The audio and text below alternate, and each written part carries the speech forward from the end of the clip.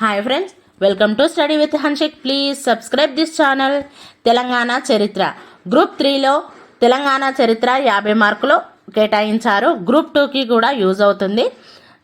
రెగ్యులర్గా ఇక నుండి అప్లోడ్ చేయబడతాయి. రెగ్యులర్గా చూడండి ఫ్రెండ్స్. శాతవాహన పూర్వయుగం. తెలంగాణ ప్రాంతం ఉత్తర దక్షిణ దేశాల సంగమ స్థానం. తెలంగాణ అనే పదం ఢిల్లీ సుల్తానుల కాలం నుండి వ్యవహారంలోకి వచ్చింది. అమీర్ ఖుస్రో అనే కవి తెలంగాణను పేర్కొన్నాడు. తెలంగాణ ఆంధ్ర ప్రాంతమే కాకుండా తమిళనాడు వరకు గల ప్రాంతాన్ని ఆనాడు తెలంగాణగా వ్యవహరించేవారు. గోల్కొండ కుతుబ్ షాహీల కాలంలో తెలంగాణ అంటే కోస్తాంధ్ర కూడా అని అర్థం. నిజాంల పాలనలోని ఉత్తర సర్కారులు అంటే కోస్తా, సీడెడ్ జిల్లాల అంటే రాయలసీమను ఈస్ట్ ఇండియా కంపెనీకి ఇచ్చేసిన తర్వాత హైదరాబాద్ రాష్ట్రంలోని తెలుగు భాషా ప్రాంతాన్ని తెలంగాణగా వ్యవహరించడం సాధారణమైంది. తెలుగు మాట్లాడే వారిని ఆంధ్రులని, వారు నివసించే ప్రాంతాన్ని ఆంధ్రదేశమని ప్రాచీన కాలం నుండి పేర్కొనడం జరిగింది. బౌద్ధ జాతక కథలు గోదావరి కృష్ణా నదుల మధ్య ప్రాంతాన్ని అందపథం అంటే ఆంధ్రపథం, అందకగరట్టం అంటే ఆంధ్ర రాష్ట్రం అని పేర్కొన్నాయి. శాతవాహన పూర్వయుగం చారిత్రక విశేషాలు. ఆంధ్రుల ప్రస్తావన మొదటిసారి ఋగ్వేదంలో భాగమైన ఐతరేయ బ్రాహ్మణంలో క్రీస్తుపూర్వం 1000 ఉంది. విశ్వామిత్రుడు తన 50 మంది కుమారులను వింధ్య పర్వతాలకు దక్షిణంగా ఉన్న దండకారణ్యంలో ఆంధ్ర, పుండ్ర, పులింద, శబర, మూతిబలతో కలిసి జీవించమని శపించాడని ఐతరేయ బ్రాహ్మణంలో ఉంది. ఈ జాతులన్నీ అప్పటికే దక్షిణ భారతదేశంలో ఉన్నాయని, ఇవి అనార్య జాతులని తెలుస్తుంది. పురాణాలు, మహాభారతం, సంగమ సాహిత్యం అగస్త్య మహర్షి ఆర్య సంస్కృతిని దక్షిణ పథానికి తెచ్చినవాడుగా వర్ణించాయి. ఆర్యులు భూమార్గం, సముద్ర మార్గాన దక్షిణ దేశాన్ని చేరుకున్నారు. అంగుత్తర నికాయ అనే బౌద్ధ గ్రంథం క్రీస్తుపూర్వం 6వ శతాబ్దంలో వెలసిన షోడశ మహాజనపదాల్లో దక్షిణ భారతదేశంలో వెలసిన ఏకైక జనపదం అష్మకను గూర్చి పేర్కొంది. అష్మక అంటే నిజామాబాద్, కరీంనగర్, ఆదిలాబాద్ జిల్లాలు. అష్మక రాజధాని బోధన, నేటి బోధన్. సుత్తపిటక భాగమైన సుత్తని పాదంలో బావరి వృత్తాంతముంది.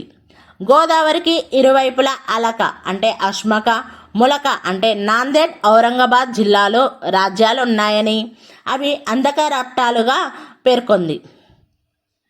ములక రాజధాని ప్రతిష్టానాపురం, పైథాన్.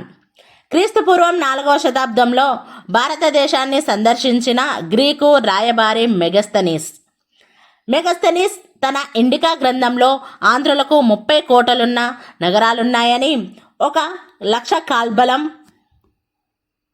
2,000 అశ్విక బలం, 1,000 గజదళం ఉన్నట్లు పేర్కొన్నాడు.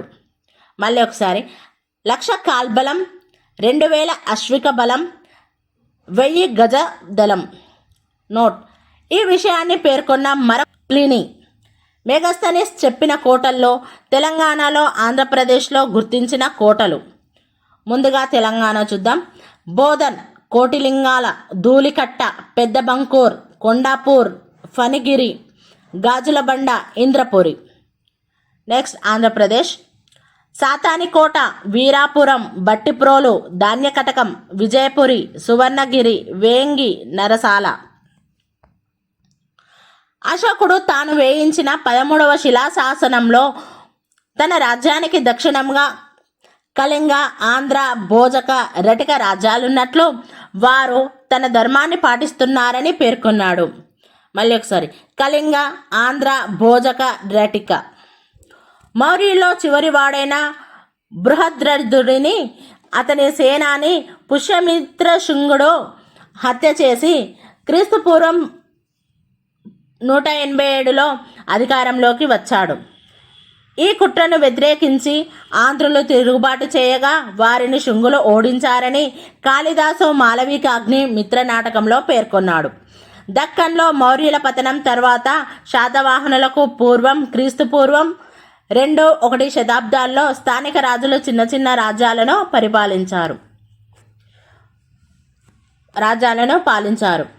తెలంగాణ, ఆంధ్రప్రదేశ్లో శాతవాహన పూర్వ రాజుల శాసనాలు, నాణేలు దొరికాయి. క్రీస్తుపూర్వం 3వ శతాబ్దం నాటి బట్టిప్రోలు స్తూపంలోని దాతురకండ శాసనాల్లో కుబీరకుడనే రాజు నిగమసభ గోష్ఠుల సహాయంతో పరిపాలన చేసినట్లు ఉంది. వడ్డెమాను శాసనంలో రాజసోమకుడు, గుంటుపల్లి వేల్పూరు శాసనాల్లో సరిసద, మహాసద, అశోకసద, శివసద, శివమకసద అనే పేర్లు ఉన్నాయి. కొండాపూర్, హైదరాబాద్ కోటిలింగాలలో మహారథి, మహాతలవర నాణేలు దొరికాయి.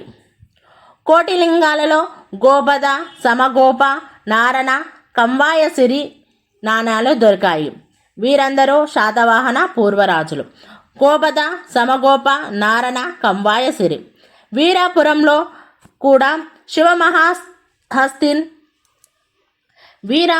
కూడా శివమహాహస్తిన్, శివస్కందహస్తిన్ నాణేలు దొరికాయి. శాతవాహన పూర్వయుగానికే చెందిన జనావాసాల్లో నలుపు ఎరుపు మట్టి పాత్రలు దక్కన్లోని కొండాపూర్, పెద్దమంకూర్, కోటిలింగాల మొదలైన చోట్ల దొరికాయి. కరీంనగర్ జిల్లా ప్రస్తుత పెద్దపల్లి జిల్లాలోని పెద్దమంకూర్లో కమ్మరి కొలిమిని కూడా కనుగొన్నారు. Thank you friends.